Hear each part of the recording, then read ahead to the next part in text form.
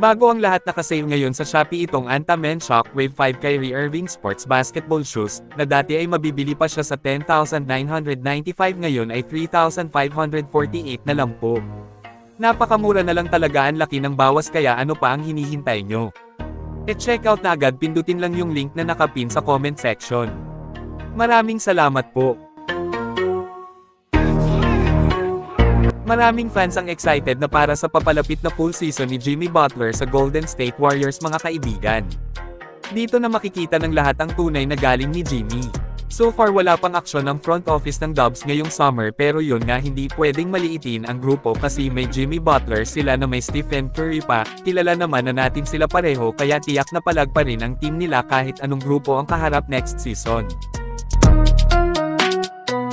Sa kabilang balita naman, isang NBA insider ang nagsabing si Kawhi Leonard ay hindi pumirma sa Lakers noong 2019 dahil ayaw nga daw nito maging kakampi si LeBron. Chismis na masisira lang nga raw ang laro ni Datlo kapag naging kakampi nito ang all-time leading scorer sa iisang kupunan.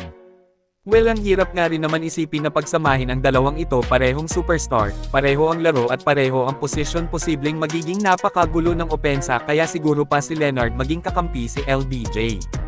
Kayo mga kaibigan, ano sa tingin nyo ang rason ni Kawhi Leonard kung bakit ayaw niya maging kakampi si LeBron?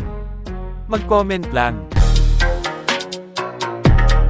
Samantala, DeMarcus Cousins sinabing delikadong kalaban pa rin nga daw ang Warriors, kung mas mapaayos nila ang kanilang depensa ay magiging sakit sila sa ulo sa lahat ng team sa liga.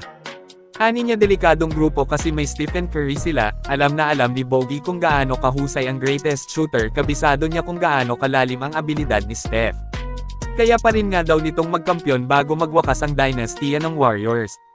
Ito po sinabi niya, pakinggan natin. You combine the history of this team with, Steph Curry, Draymond, Steve Kerr. You add a winner like Jimmy Butler to that puzzle piece.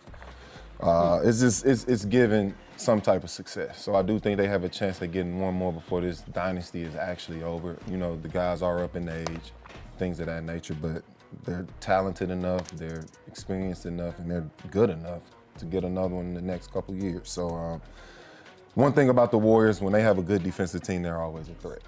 They're always going to be a threat with Steph Curry. So that's why I say that.